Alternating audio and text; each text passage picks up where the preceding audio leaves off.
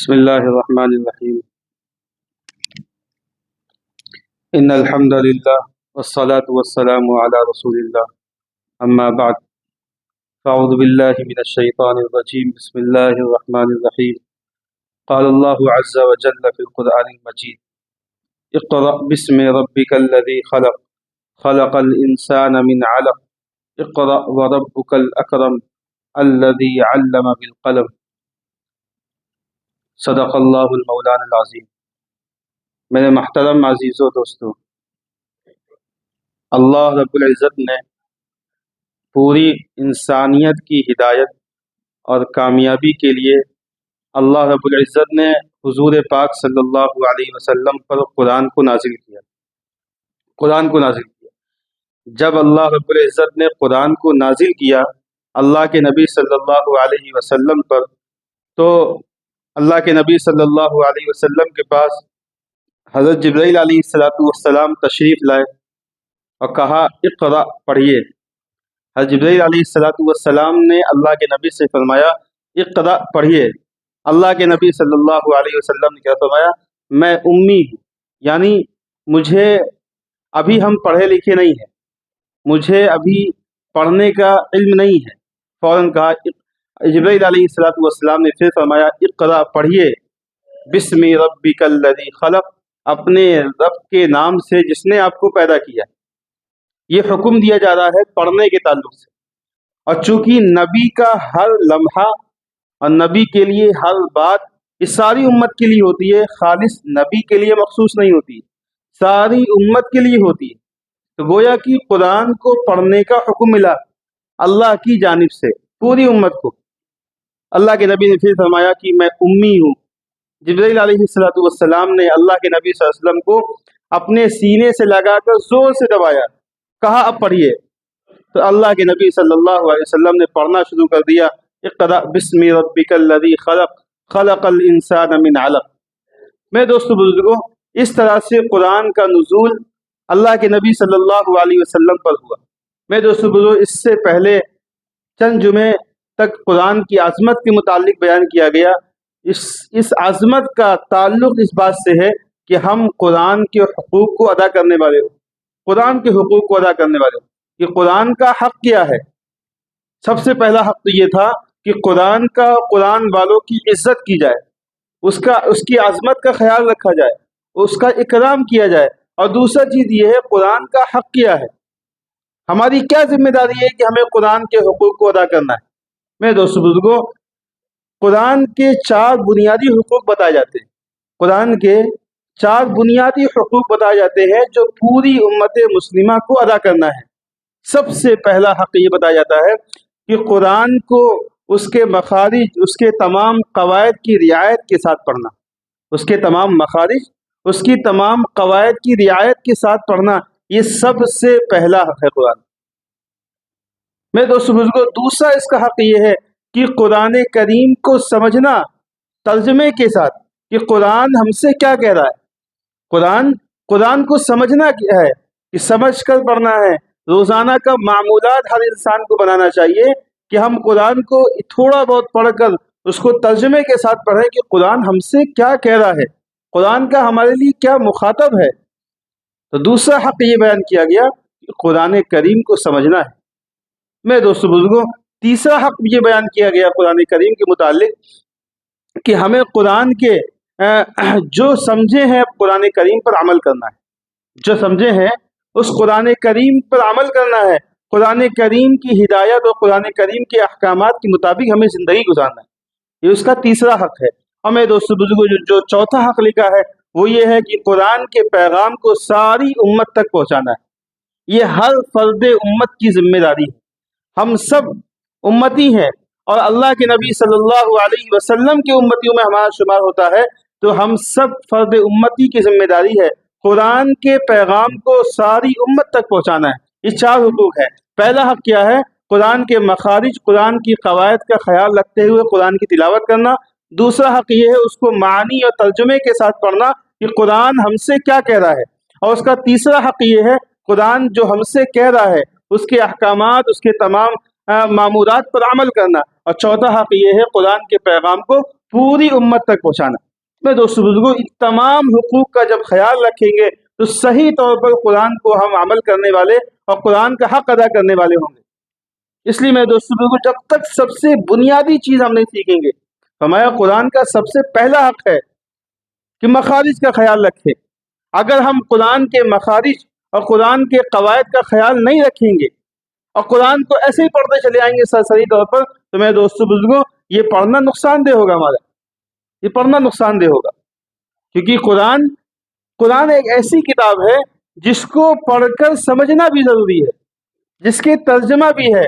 یہ اللہ ہم سے کچھ کہہ رہا ہے، اگر ہم نے پڑھنے میں جلد بازی میں اس کے حروف کی ادائیگی ادھر ادھر کر دی، مخارج کو ادھر ادھر کر دیا، اب معنی بدل گئے تو قرآن پڑھنے پر جو ثواب تھا تو وہ گنہگار ہو جائیں گے۔ اس لیے قرآن کے مخارج کو سیکھنا، حضرت جبرائیل علیہ السلام نے سب سے پہلے اللہ کے نبی صلی اللہ علیہ وسلم کو قرآن سکھایا تھا اللہ کے نبی سے، اور پوری امت کو یہ پیغام دے دیا، امت کے ہر فرد کو قرآن سیکھنا ضروری ہے، قرآن جاننے والوں سے قرآن کا سیکھنا ضروری ہے۔ یہ قرآن کے جو حروف ہیں، الف سے لے کر یا تک، ان تمام حروف کی ادائیگی ہو رہی ہے کہ نہیں ہو رہی ہے؟ کہ ہمیں ہا کیسے نکالنا ہے، ہمیں قاف کیسے نکالنا ہے، ہمیں شین کیسے نکالنا ہے، ہمیں عین کیسے نکالنا ہے، اس تمام حروف کی مخارج کو سیکھنا ضروری ہے۔ اب ہم نے قرآن کو کھولا، الحمدللہ رب العالمین الرحمن الرحیم پڑھتے چلے گئے نارمل انداز میں، اب کون سے لائن کے معنی ٹھیک ہو رہے ہیں، کون سے غلط پڑھنے پر معنی غلط ہوتے جا رہے ہیں۔ میرے دوستو بزرگوں، یہ قرآن ہمارے لیے سب سے عظمت والی کتاب ہے اور پوری امت کے لیے ہدایت ہے۔ میرے دوست بزرگوں، جس کتاب میں پوری امت کی ہدایت ہے اور پوری امت کی کامیابی ہے، ابھی تک ہم نے اس کو نہیں سیکھا۔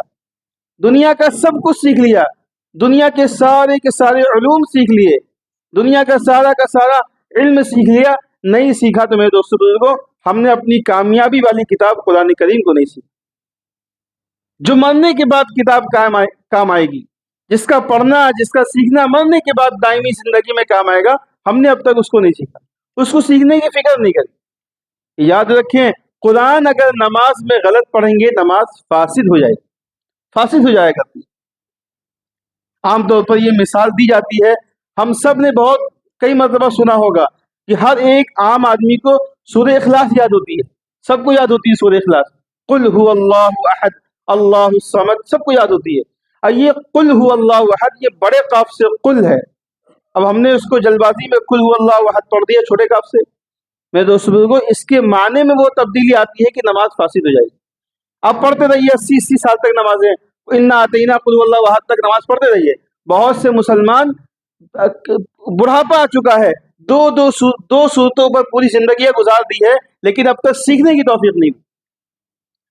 بڑا قاف سے قل هو اللہ احد کے معنی ہوتے ہیں کہہ دو کہ اللہ ایک ہے، اور چھوٹے قاف سے قل هو اللہ احد کے معنی ہوتے ہیں نعوذ باللہ کھا جاؤ کہ اللہ ایک ہے۔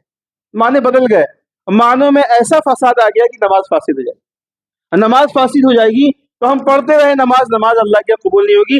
جب اس بات کا علم ہو جائے، بہت سے لوگ کہتے ہیں کہ ہم کو پتہ ہی نہیں تھا، ہم پڑھتے چلے گئے تو اللہ معاف کر دے گا۔ بالکل بے شک اللہ غفور الرحیم معاف کر دے گا، لیکن جب ہمیں یہ علم ہو جائے کہ ابھی ہم نے قرآن سیکھے ہوئے نہیں ہے اور قرآن کو سیکھ کر پڑھنا ضروری ہے، تو میں دوستوں بزرگوں اب ہم گنہگار ہونا شروع ہو جائیں گے۔ اس دن سے گنہگار ہم ہونا شروع ہو جائیں گے کہ ہمیں حکم دے دیا گیا کہ قرآن کو سیکھ کر پڑھنا ہے۔ قرآن ہم سے کیا کہہ رہا ہے؟ قرآن میں جگہ ہے وَإِذِ ابْتَلَىٰ إِبْرَاهِيمَ رَبُّهُ بِكَلِمَاتٍ فَأَتَمَّهُنَّ، اللہ رب العزت نے حضرت ابراہیم علیہ السلام کو بہت ساری آزمائشوں سے گزارا۔ اللہ نے حضرت ابراہیم کو آزمایا تھا، بہت ساری چیزوں سے اللہ نے حضرت ابراہیم کو آزمایا تھا۔ اور اگر کوئی انسان اس طرح پڑھ لے ہے وَإِذِ ابْتَلَىٰ إِبْرَاهِيمَ، ابراہیمہ میں میم پر زبر ہے، وَإِذِ ابْتَلَىٰ إِبْرَاهِيمَ میم پہ زبر ہو گیا، ربہ ہے، ربہ میں با پر پیش ہے۔ اب کوئی انسان جلد بازی میں دھیان نہ دے پڑھ دے وَإِذِ ابْتَلَىٰ إِبْرَاهِيمَ کی جگہ منہ پڑھ دے، اور ربہ کی جگہ ربہ پڑھ دے، با میں زبر لگا دے، اب نعوذ باللہ معنی کیا ہو جائیں گے؟